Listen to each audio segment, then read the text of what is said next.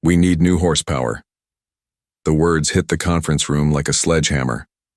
I sat at the end of the polished table, my coffee growing cold as the board chairman's voice echoed off the glass walls. 18 years with Gravora Group, and this was how it ended. My name is Walter Briggs. I am 58 years old, and until that moment, I was Senior Vice President of Operations for one of Houston's most reliable logistics companies. I had built their route network from scratch, saved 3 major accounts during the 2008 recession, and guided them through another downturn in 2020 without laying off a single driver.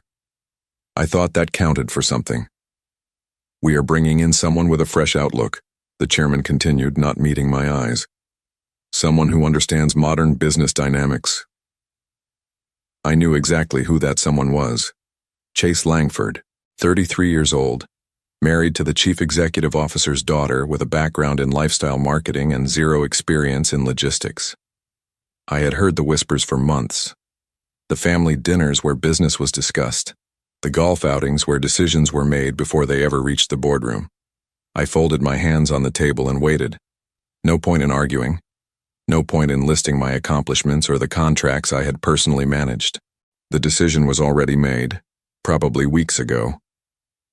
Walter, we appreciate everything you have done for Gravora Group, the chief executive officer said, finally looking in my direction. His voice carried the practiced tone of someone who had rehearsed this conversation.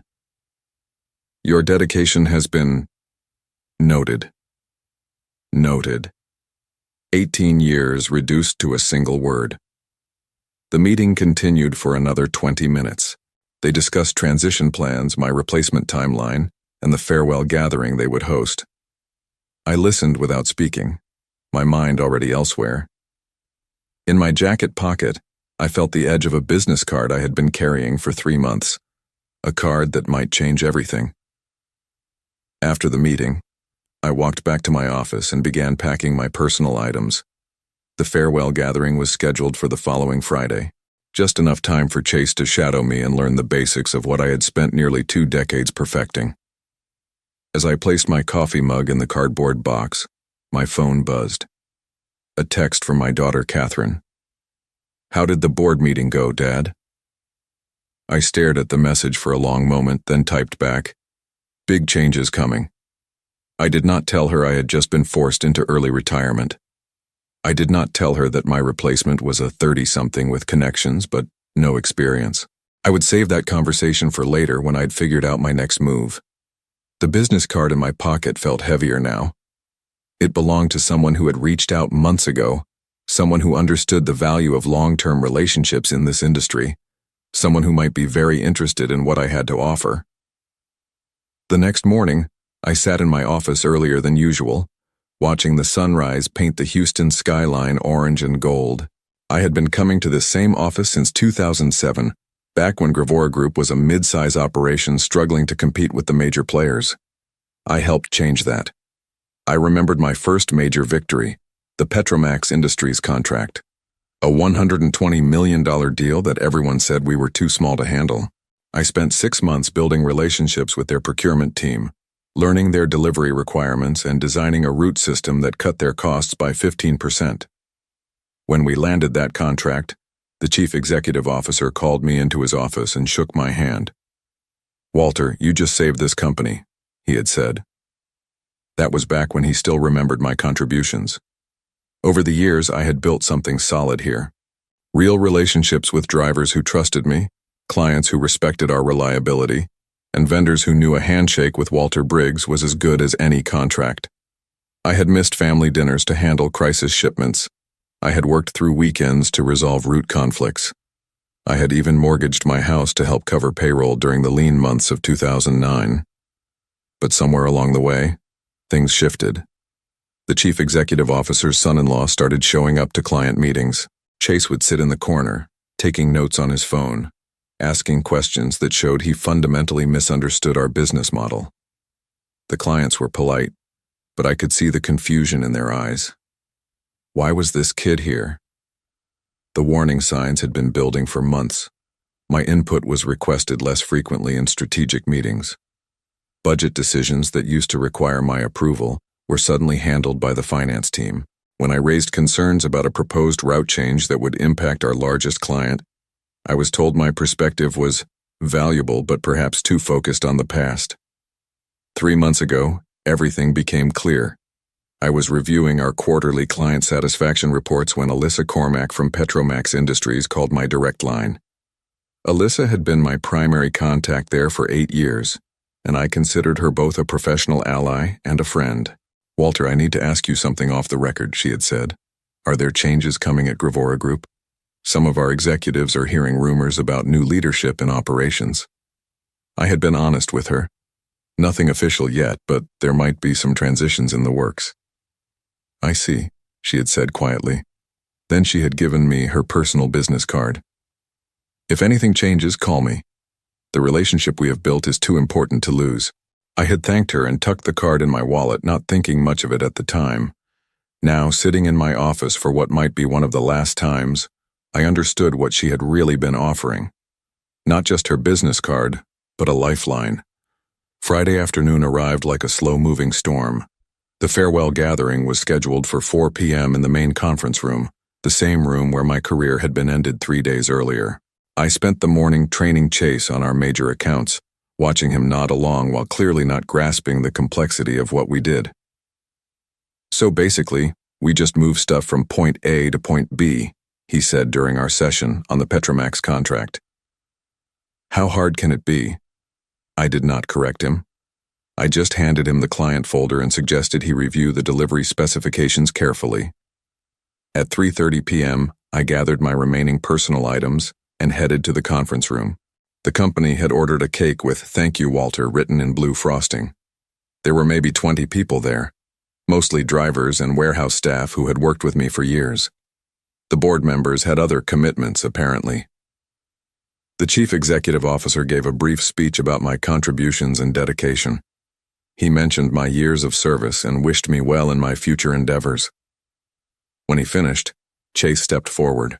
"I just want to say," Chase began, that familiar smirk creeping across his face, "that Walter has done great work here. But business evolves, you know. We need new energy, new ideas. Your time is over, old man, but do not worry. I will take good care of everything you built." The room fell silent. A few of the drivers shifted uncomfortably. One of the warehouse supervisors actually looked away.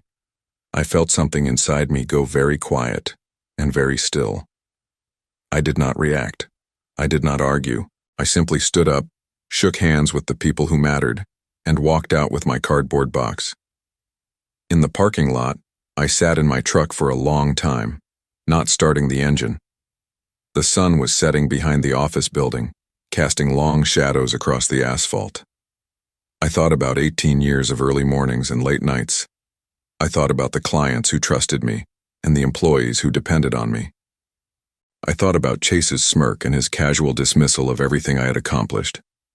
Then I pulled out my phone and found Alyssa Cormack's business card. She answered on the second ring. "Walter, I was wondering when you would call." "The board made their move," I said simply. "I heard. Chase Langford, right? The son-in-law with the marketing background?" "That is right." There was a pause. Then Alyssa said, "Walter, I think it is time we had a conversation. Are you free for dinner tomorrow?" I started my truck and pulled out of the Gravora Group parking lot for the last time as an employee. "I will be there," I said. As I drove home, I felt something I had not experienced in months. Not anger, not bitterness, but clarity. The game was just beginning. Saturday evening, I met Alyssa at a quiet steakhouse on the west side of Houston. She had chosen a corner booth away from the main dining area, and I understood why when she opened her leather portfolio and spread several documents across the table. "Before we talk business, I want you to know how sorry I am about what happened," she said. 18 years of partnership, and they replace you with someone who asked me last week if we needed our chemicals delivered in refrigerated trucks. I almost smiled at that. "He asked you about refrigerated trucks for industrial lubricants?" Apparently he confused us with a food service company. Alyssa shook her head. "Walter, I have been doing procurement for 15 years. I have never worked with anyone more reliable than you. When you say a delivery will arrive at 2 p.m. on Tuesday, it arrives at 2 p.m. on Tuesday. She pulled out a contract summary. This is our current agreement with Gravora Group. $120 million over 3 years, renewable. It represents about 40% of their total revenue. I knew those numbers by heart. It does. Here is what Chase does not understand, she continued. This contract exists because of relationships, not just competitive pricing. When we had the pipeline incident in 2018 and needed emergency chemical deliveries, you personally drove out to our facility at midnight to coordinate the response. When our usual vendor failed us during the freeze last year, you found an alternative supplier in 6 hours. I remembered both situations clearly. That is the job. No, Walter, that is not the job. That is going above and beyond repeatedly, for years. And now they expect me to maintain that same level of service with someone who thinks logistics is just moving stuff from point A to point B. Alyssa leaned forward.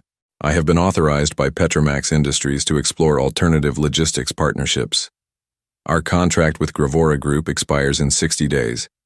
If we choose not to renew, they lose their biggest client. I set down my coffee cup carefully. What are you suggesting? Bayflex Maritime approached us 6 months ago. They are expanding their inland logistics division and looking for experienced leadership. They offered me a very competitive proposal, but I told them we were happy with our current provider. She paused. That was when our current provider included you.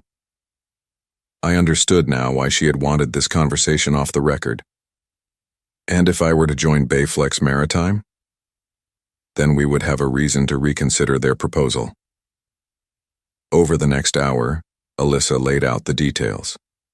Bayflex Maritime was a Houston-based company with strong financials and aggressive expansion plans.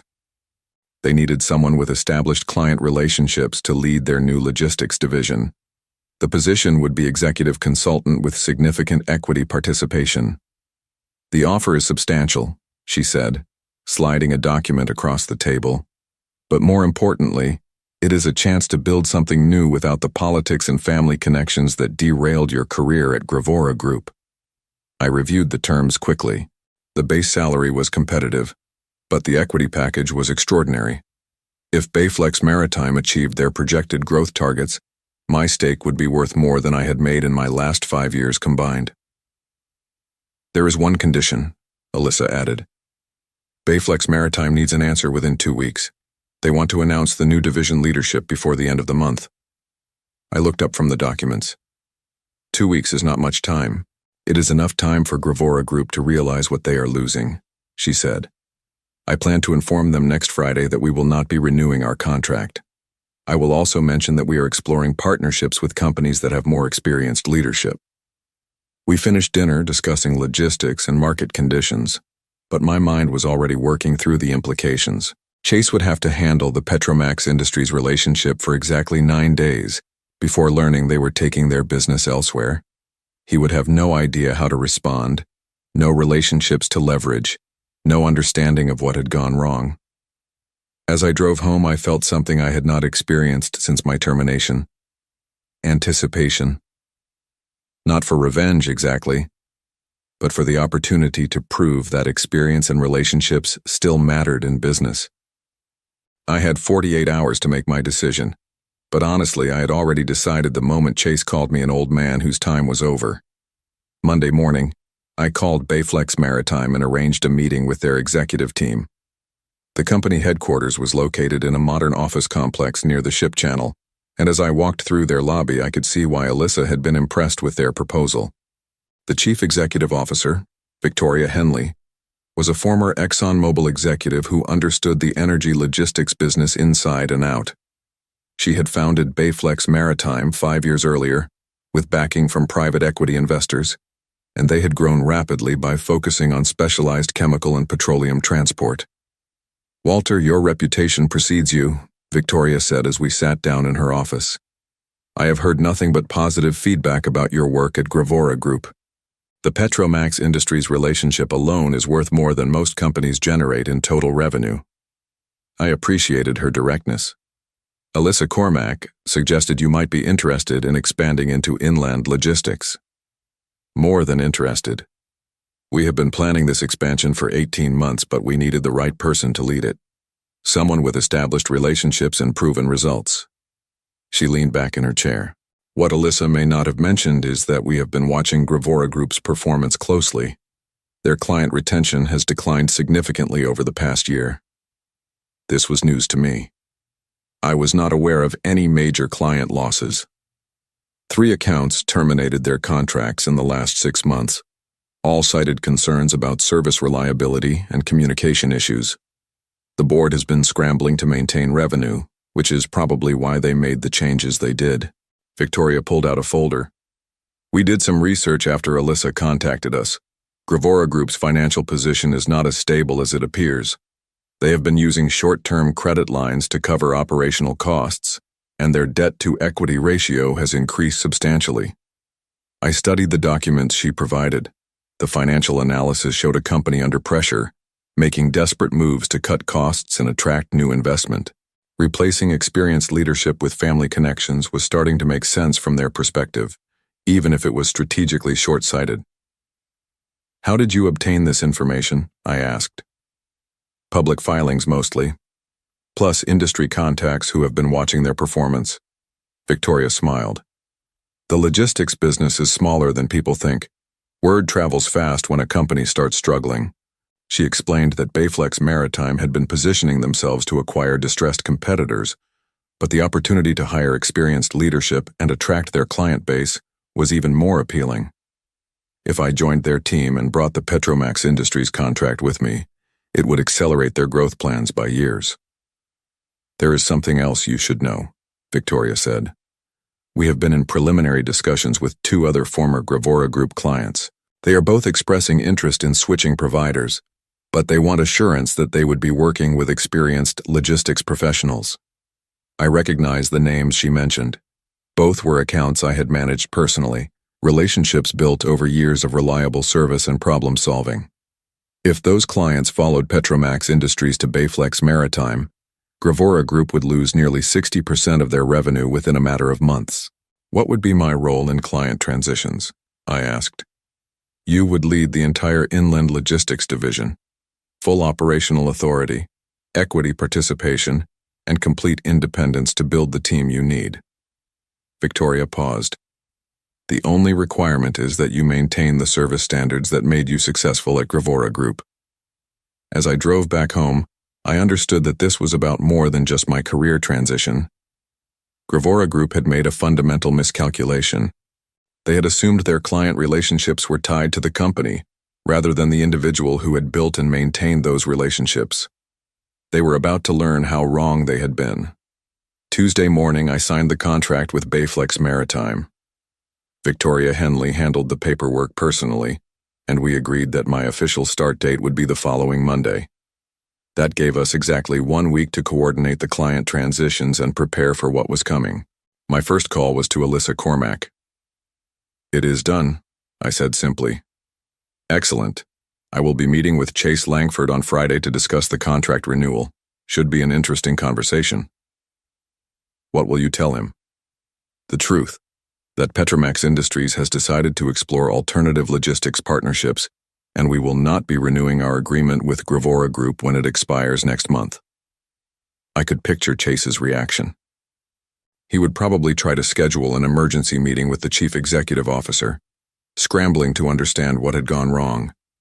But by then, it would be too late to salvage the relationship. Alyssa, I want you to know I appreciate the risk you are taking. Walter, this is not a risk. This is a business decision based on 18 years of exceptional service. Petromax Industries needs reliable logistics partners, and you represent reliability. Wednesday and Thursday I worked quietly from home, developing transition plans and reviewing client files. Victoria had provided me with detailed information about Bayflex Maritime's capabilities, and I was impressed with their infrastructure and technological systems. In many ways, they were better positioned than Gravora Group to handle complex logistics requirements. Thursday evening, my phone rang. The caller identification showed Gravora Group's main number. Walter, this is James from the Chief Executive Officer's office. Mr. Davidson would like to schedule a meeting with you tomorrow morning. Would 9 a.m. work? I almost laughed. What does he want to discuss? He did not provide details, but he mentioned it was regarding client relationships and transition planning. Tell Mr. Davidson I am no longer available for transition planning. My employment with Gravora Group ended last Friday. Sir, I think there may be some misunderstanding. This would be a paid consultation. There is no misunderstanding, James. Have a good evening. Friday morning, while I was reviewing contracts at Bayflex Maritime's offices, Victoria knocked on my door. You might want to see this, she said, handing me her phone. It was a news alert from the Houston Business Journal. Gravora Group loses major client. Stock drops 15%. The article was brief but accurate.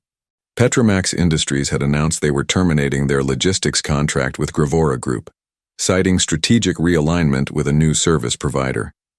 The stock market had responded immediately, driving share prices down in heavy trading. How did the media find out so quickly? I asked. Petromax Industries is publicly traded. They had to file a disclosure about the contract termination. Victoria smiled. The business community is very interested in their choice of new logistics provider. My phone buzzed with a text message from an unknown number. Walter, this is Chase Langford. We need to talk immediately. Call me.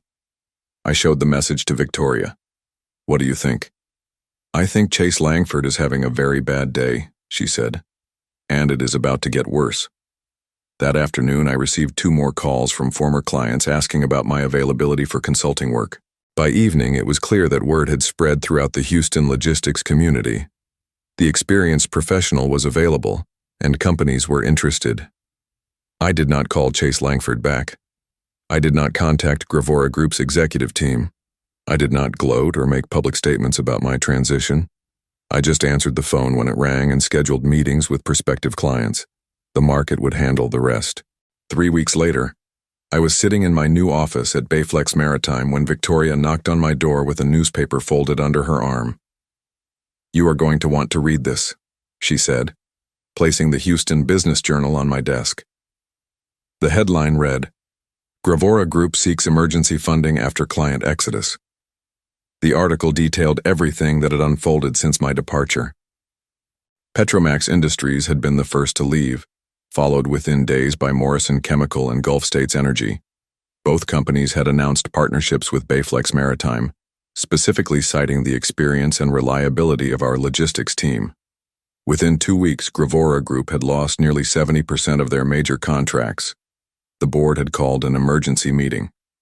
Chase Langford had resigned, citing personal reasons and family obligations.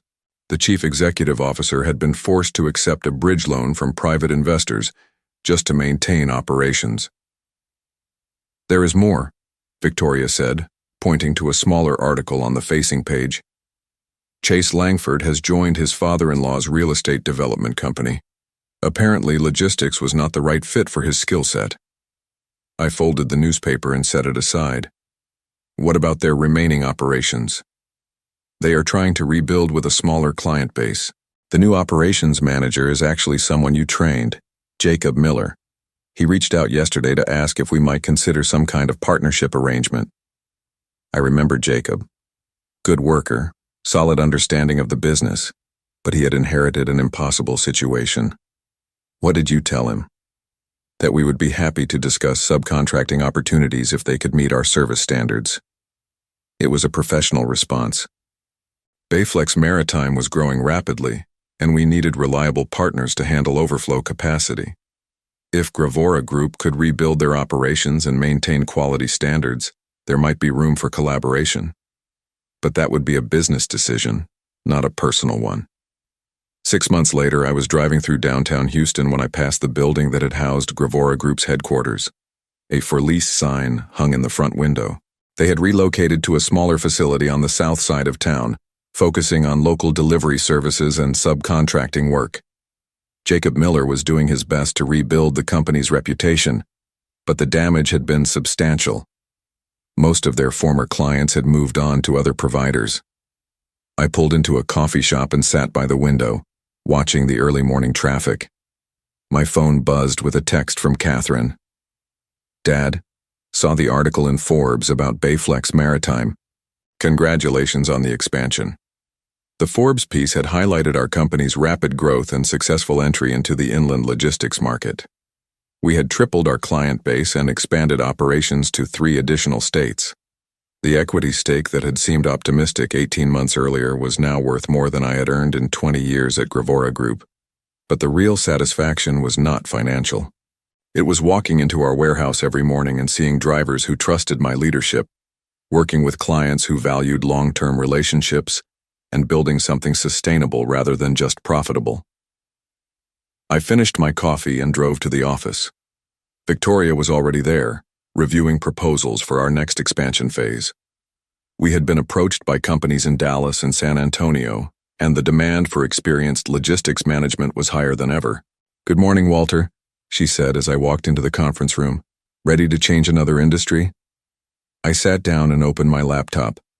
Outside the window, Houston was waking up to another day of opportunity and possibility. "Let's get to work," I said. The phone rang and I answered it just like always.